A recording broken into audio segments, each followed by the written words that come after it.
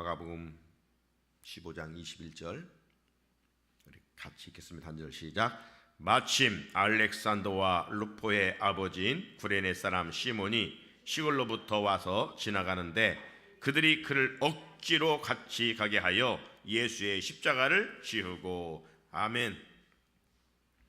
제가 기도한 것처럼 사순절의 절정, 이 고난 주간에 또 힘들지만 한 주간 새벽을 깨우면서 은혜를 사모하며 지내게 된 것, 뭐든지 힘든 만큼 보람이 있고 가치가 있습니다.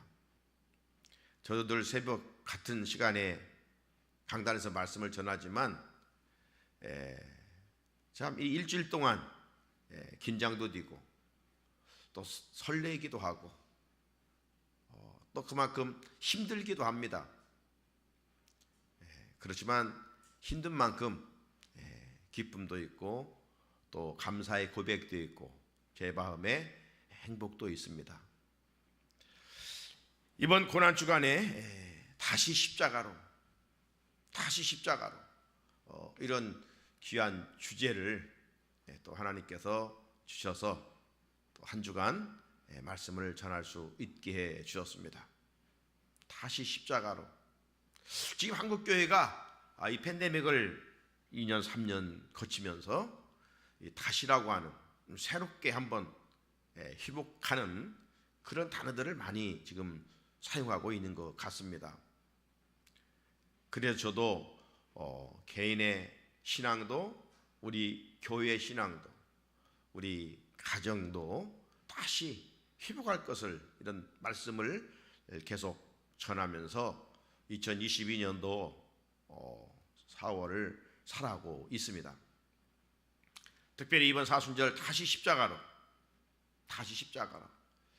이 십자가 현수막에 있는 것처럼 고난이요, 용서요, 또 능력이요, 구원이요, 그리고 사명이요. 오늘은 이제 끝으로 순종이다. 이런 다양한 각도로 한번 생각해 보면서 말씀을 전했습니다. 우리 그리스도인들에게 있어 바울의 고백처럼 십자가의 이 도는 능력임에 틀림이 없습니다. 그러므로 우리의 시선이 늘 주님의 십자가를 믿음으로 바라볼 수 있어야 됩니다. 힘들 때 주님의 십자가를 바라보면 위로가 있고요. 낙심과 절망이 찾아올 때 주님의 십자가를 믿음으로 바라보면 살아갈 소망이 있고요. 믿음으로 십자가를 바라볼 때 땅의 것만 바라보지 않고 십자가 뒤에 부활이 있는 것처럼 추운 겨울이 지나가고 봄이 찾아오듯이 우리 마음에 겨울이 물러가고 훈풍이 성령의 바람이 우리 가운데 임하게 됨을 경험할 수가 있어요. 그러므로 이 십자가는 능력임에 틀림이 없습니다. 여러분, 우리나라 참 좋은 나라예요. 그죠? 우리나라 이 특징 중에 여러 가지가 있겠지만 가까이에 바다도 있고 산도 있다는 것입니다. 우리는 지금 도시에 살고 있지만 바다를 보고 싶으면 공항고속도로를 타고 1시간도 못 미쳐 가면 서해 바다를 볼 수가 있어요. 그리고 한 3시간 정도 달려가면 아름다운 동해 바다도 볼 수가 있어요. 삼면이 바다로 되어 있기 때문에 비행기를 타고 제주도로 가면 또 멋진 이 섬의 이국 분위기와 더불어서 아름다운 남해안도 볼 수가 있습니다. 특별히 우리나라는 국토의 7알이 산 아닙니까? 철 따라 아름답게 단장을 하는 산은 정말 힐링에 좋은 장소입니다. 우리가 살고 있는 서울 도심지에는 크고 작은 산들이 곳곳에 있지요. 북한산, 관악산, 하지만 우리 가까이 성미산도 있고 대표적인 산은 남산이라고 할 수가 있습니다. 특별히 서울 어디를 가다가도 좀 눈을 들어보면 남산타워가 우뚝 서 있는 모습을 보게 됩니다. 특별히 이 남산은 우리나라가 이 사계절이 있기 때문에, 저도 벌써 남산 간 지가 오래됐습니다만은 봄, 여름, 가을, 겨울 참 철따라 아름다움을 볼 수가 있습니다. 그리고 이 남산은 한각도에서만이 아니라 동서남북 사방에서 바라볼 때, 그리고 사계절을 통해서 그 변화되는 계절의 그 맛을 느껴야 남산의 모든 정취를 체감할 수가 있는 것이죠. 이처럼 우리가 사순절에 집중해서 바라보는 주님의 십자가는 단순히 교회의 상징으로만 바라보면 별 의미가 없어요. 왜 세상 사람들은 십자가를 우습게 여기고 왜 십자가를 조롱하게 되는 것입니까? 십자가가 단지 교회의 표식이고 상징으로만 생각하기 때문입니다. 믿는 이들 가운데서도 십자가를 하나의 부적과 같이 생각하는 이들이 있어요.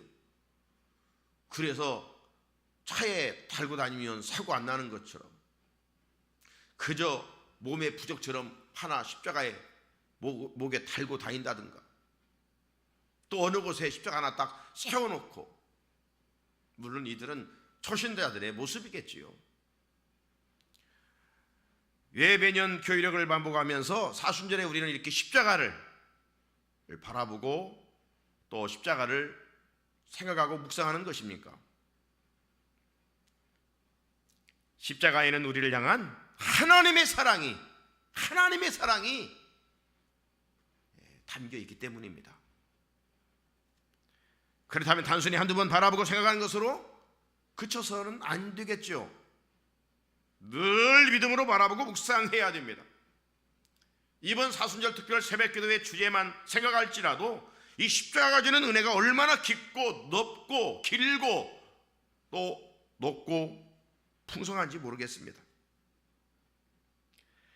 어떤 환난 중에도 십자가 신앙만, 우리 교회 오중신앙 중 네 번째 십자가 신앙만, 세 번째군요. 십자가 신앙만 확실히 붙든다면 넘어지지 않습니다.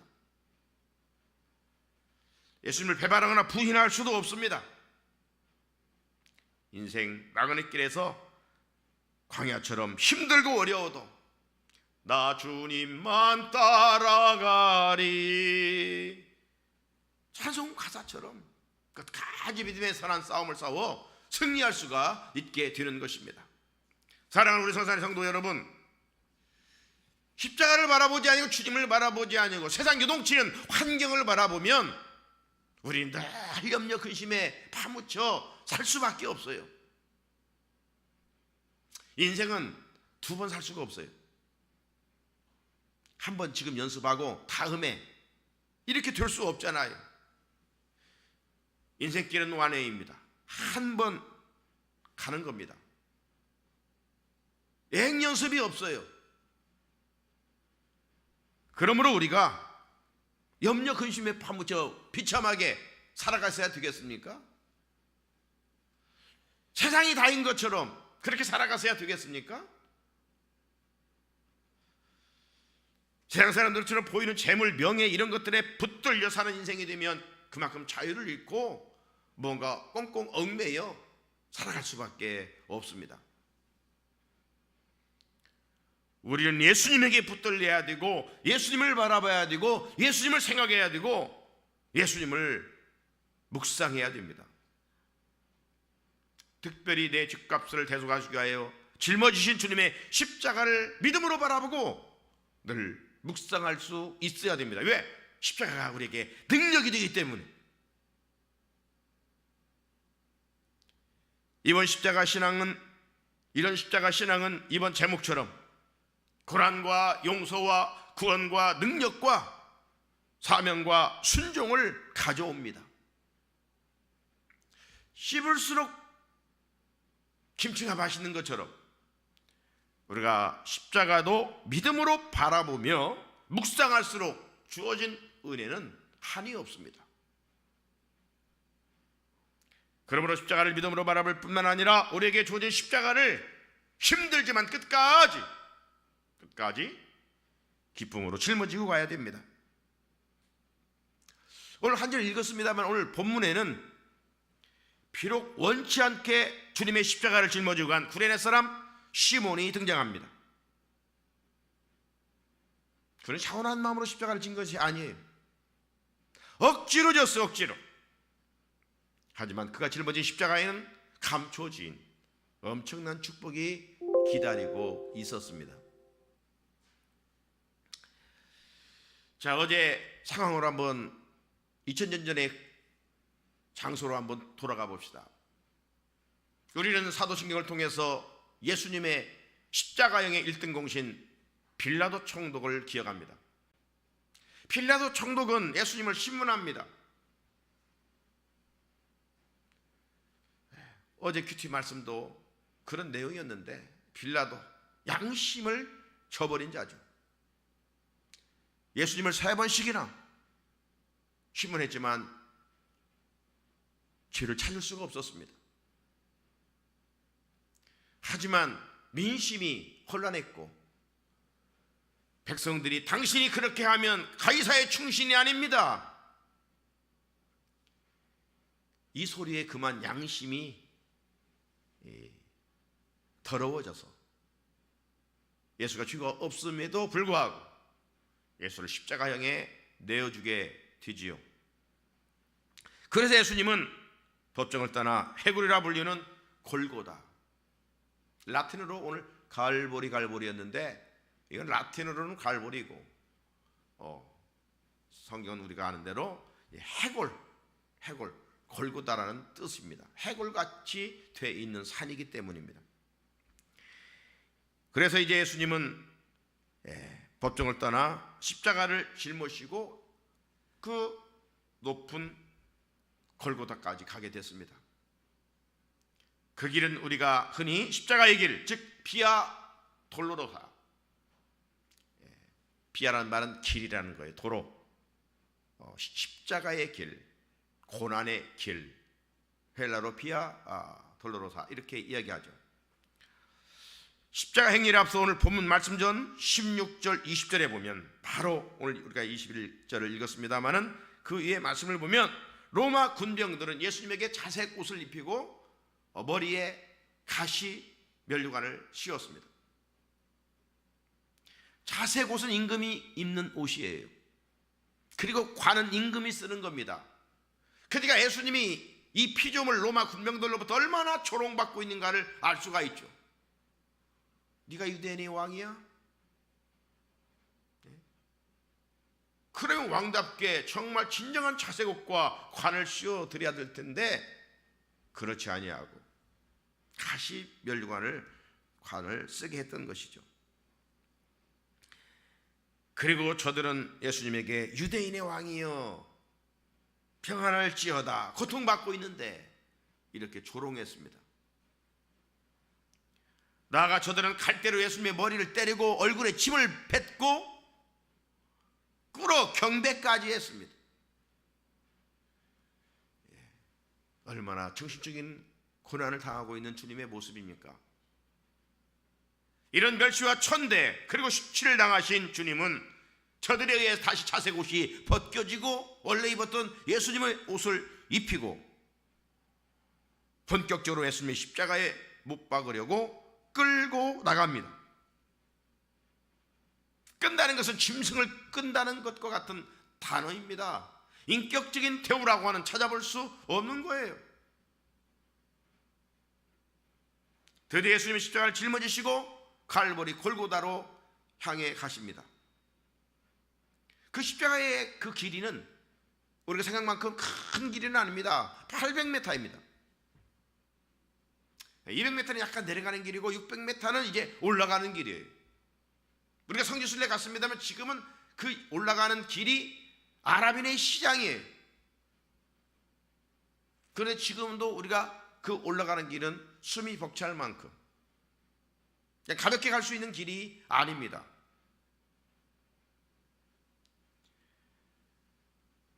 십자가 행렬의 시간이 길어지면서 주님은 가시 면류관을 쓰셨기 때문에 움직일 때마다 머리에 그 가시가 깊게 찔려 고통을 느꼈고 피를 흘려야만 했습니다. 33세 예수님입니다. 청년 예수입니다. 힘이 좋은 예수님입니다. 그런데 이미 많은 피를 흘렸고, 그래서 힘을 잃어 쓰러질 때마다 로마 군병의 채찍이, 단순한 채찍이 아닙니다. 말을 때리는, 동물을 때리는 채찍이 아닙니다. 강한 십자가형에만 처하는 이 강도 같은 사람들에게, 흉악한 범죄자에게 내리치는 채찍은 채찍에 납덩이가 달려있고 동물의 뼈가 달려있습니다. 그것으로 내리치니까 살점들이 그냥 떨어져 나가는 것이죠. 그래서 패션 오브 크라이스트 보면 너무 잔인한데, 실상 예수님의 실제 모습은 그것보다 더 잔인하게 살점들이 다 떨어지고 피투성이가 돼서 예수님의 형체를 알아볼 수 없을 정도였습니다. 예수님은 쓰러졌고 더 이상 일어나 십자가를 짊어질 수 없는 그런 지경에 이르렀습니다. 그때 로마 군병들은 십자가 행렬에서 예수님이 십자가를 지고 갈 때 많은 사람들이 구경했지 않았습니까? 그때 예수님은 쓰러지셔서 일어나지 못하자 로마 군병들이 주위를 살펴보더만 힘 좋은 한 사람을 붙잡았습니다. 그가 바로 누구입니까? 오늘 본문에 나오는 구레네 사람 시몬입니다. 자, 본문 21절, 마침 알렉산더와 루포의 아버지인 구레네 사람 시몬이 시골로부터 와서 지나가는데 그들이 그를 억지로 같이 가게 하여 예수의 십자가를 지우고. 여기 구레네란 말은 당시 아프리카 리비아를 말합니다.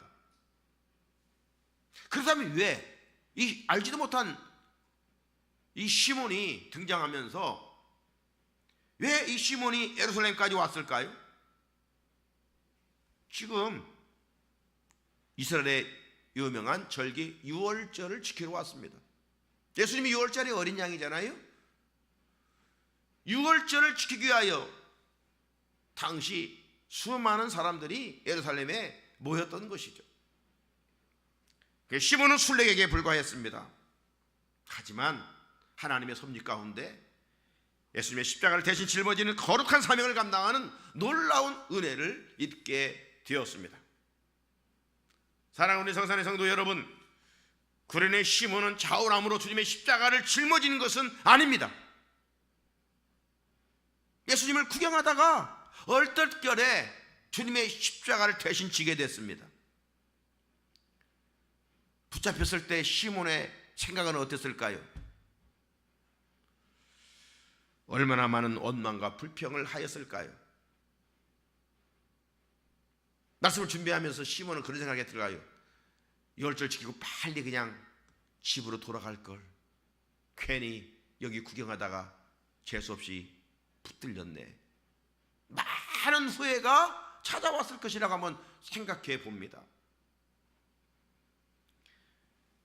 그러나 억지로 진 십자가였지만 그 뒤에 감춰진 은혜는 헤아릴 수 없을 만큼 컸습니다.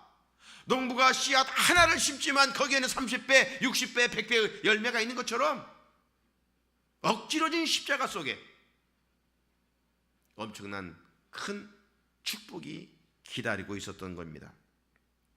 그렇기 때문에 신앙생활에서 주어진 십자가는 억지로라도 짊어져야 돼요. 억지로라도. 왜? 그것이 내게 은혜요 복이 되기 때문입니다. 시몬은 널떨결에 십자가를 짊어졌지만 하나님의 놀라운 은혜를 체험하게 됩니다. 골고다까지 가서 주님이 십자가에 달리신 것도 볼 수 있었고, 또 그 십자가 전체를 행렬을 주관했던 로마 백부장이 고백했죠. 뭘 고백했습니까? 이는 진실로 하나님의 아들이었도다. 이는 진실로 하나님의 아들이었도다.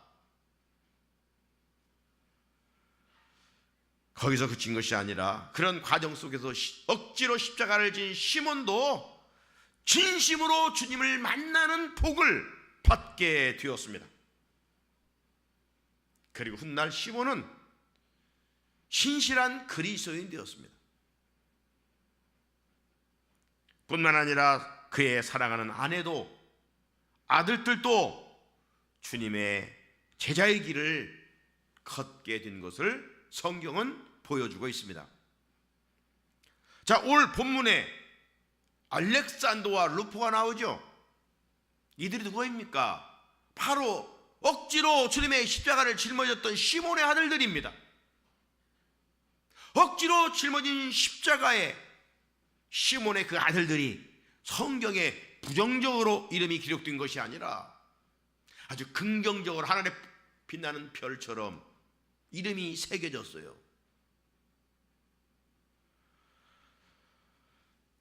시몬은 제대로 예수를 믿었고 그 믿음이 자녀들까지 선한 영향력을 주어 온 가족이 초대교회의 기둥처럼 쓰임을 받았어요. 그 증거로 사도 바울이 훗날 자신을 도왔던 사람들의 이름을 하나하나 열거하는데, 우리가 잘 아는 대로 베베 집사, 브리스교 아울라, 아시아의 처음인 열매 에베네도, 이렇게 쭉 약 로마서 16장에서 한 37명을 일일이 열거하잖아요. 그런 가운데 이 16장 13절에 가보면 주 안에서 택하심을 입은 루포와 그의 어머니에게 문안하라. 그의 어머니는 곧 내 어머니라. 그의 어머니는 곧 내 어머니다. 그러니까 이 시몬의 아내 루포와 알렉산더의 어머니, 얼마나 사도 바울을 위해서 헌신했는지를 알 수가 있겠죠. 남편이 억지로 십자가를 졌지만 거기에 숨겨진 보화는 온 가족이 구원을 얻게 됐고, 그냥 명목상의 그리스도인이 아니라 진실로 헌신된 주님의 마음을 시원하게 한 그런 가족이 됐어요. 이 시몬의 어머니 루포와 알렉산더의 어머니, 이 어머니는 바울이 지금 증거하고 있어요. 그는 내 어머니다. 어머니는 자녀를 위해서 헌신하잖아요. 희생하잖아요. 섬기잖아요. 그러니까 이 구레네 사람 시몬의 아내는 사도 바울을 위해서, 하나님 나라 확장을 위해서, 복음을 위해서 정말 헌신하는 자리에 이르렀던 것을 볼 수가 있어요. 하늘의 상이 얼마나 이 가정에 크겠습니까? 이것이 십자가 뒤에 감춰진 놀라운 은혜예요. 우리 가족들도 각자 주어진 십자가를 즐거운 마음으로 짊어지고 가면서, 십자가는요 실상 즐거운 게 아니에요. 고난입니다. 우리는 광야 같은 인생길을 살아갈 때 어떤 우리 각자의 고난이 있어요. 이런저런 고난, 저런 고난 피할 수가 없어요. 아버지라고 하는 가장의 고난이 있어요. 어머니라고 하는 집의 고난이 있어요. 십자가가 있어요. 자녀들도 삶의 자리에 고난이 있고 십자가가 있어요. 부부간에도 마찬가지고, 교회 안에서 맡겨진 사명, 이 직분도 십자가예요. 인생은요 내가 좋아하는 것만 하고 살아갈 수 있는 존재가 아니에요. 그렇다면 퇴보할 수밖에 없어요. 성공하는 자들은 보면 인내하는 그 쓴 과정이 있어요. 저절로 순탄하게 성공 가도를 달리는 사람은 한 사람도 없어요. 문제는 그 십자가를 힘들지만 끝까지 순종하고 짊어지느냐. 죄범는 교회를 통해서 주어진 이 십자가, 사도 바울은 주님의 남은 고난을 자신의 육체에 채우면서 지냈다고 고백합니다. 우리의 몸으로 주의 고난을 채워가야 할 십자가가 있어요.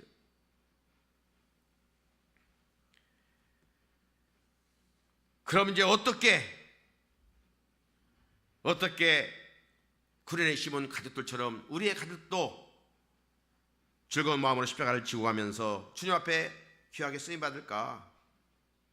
어떻게 하는 것이 십자가를 즐겁게 지는 것일까?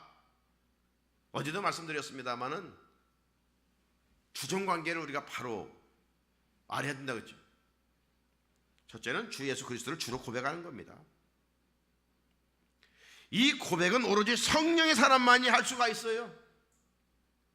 성령의 사람이어야 성령의 도우심으로 내 몫의 십자가를 감당할 수가 있어요. 주님이 내 인생의 주인으로 고백하는 자만이 종의 신분으로서 주인을 위해 헌신, 봉사, 충성할 수가 있습니다.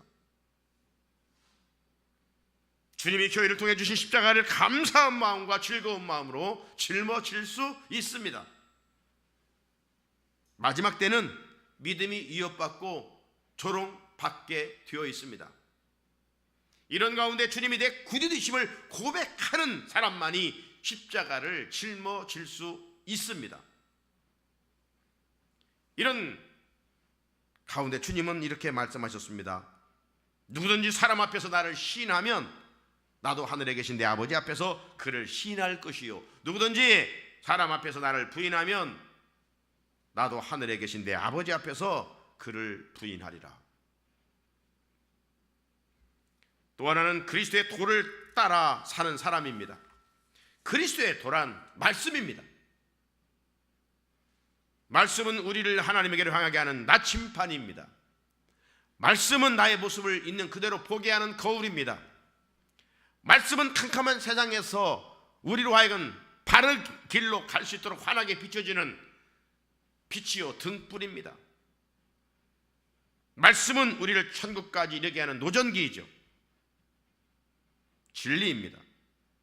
말씀은 죄를 이기게 하는 강력한 무기입니다. 말씀 대신 다른 것을 따르면 넘어지고 실망하고 허무합니다. 우리를 온전케 하며 자유케 하는 진리의 말씀을 따라 살아야 복된 사람입니다. 특별히 타락한 세상 한복판에서 주의 말씀을 따라 살려고 하는 몸부림이 있어야 합니다. 어제 부활절을 앞두고 설안목자교회의 유기성 목사님, 크게 긴 글이 실려 있던데, 그분이 일생복 현장에서 강조했던 것은 그리스도인들로 하여금 삶의 자리에서 주님과 동행하라, 동행 액센트를 주면서 목회를 했다고 고백했더라고요. 그럼 동행이 뭐냐? 동행이 뭐냐? 삶의 자리에서 어떤 일을 할 때 예수님이라면 어떻게 하셨을까? 어떤 우리가 행동을 취할 때, 액션을 취할 때 그냥 내 생각대로 하는 것이 아니라 주님이라면 어떻게 하셨을까? 그 분은 일생 그 몸부림 속에서 목회를 해왔고 65세에 은퇴를 하게 됐다. 그런 고백을 읽어볼 수가 있었습니다. 사랑하는 우리 성산의 성도 여러분, 하나님의 섭리 가운데 우리를 두신 곳에서 예수님을 위하여 십자가를 지시기를 바랍니다. 그때 그 십자가는 주님의 십자가가 될 것입니다. 주기철 목사님 그런 유명한 말씀을 남기셨죠. 우리가 처음에 십자가를 지지만 예수님의 십자가가 나중에는 우리를 져주신다. 그러죠? 일생 믿음의 길을 거는 것은 주님이 나를 붙들어 주시기 때문이지 내가 내 힘으로는 할 수가 없어요. 결론입니다. 사랑하는 성산의 성도 여러분, 주님의 십자가는 내 죄가 사라진 곳입니다. 대신 하늘의 평강과 사랑과 구원이 임한 곳입니다. 이제 믿음으로 바라보며 그곳에서 주시는 각양각색의 은혜를 누려야 할 뿐만 아니라 주님이 이 시대에 우리 각자에게 맡겨주신 십자가를 감사한 마음으로 짊어지시고 주를 따르고 그분의 몸인 교회를 섬겨야 합니다. 십자가를 진다는 것은 내가 나를 위해 살지 않고 주를 위해 사는 것을 말합니다. 우리는 십자가 없이 주님을 따를 수가 없습니다. 그렇다면 오늘 내게 주어진 십자가가 비록 힘들고 어려워도 기쁘고 즐거운 마음으로 짊어지고 갈 수 있기를 바랍니다.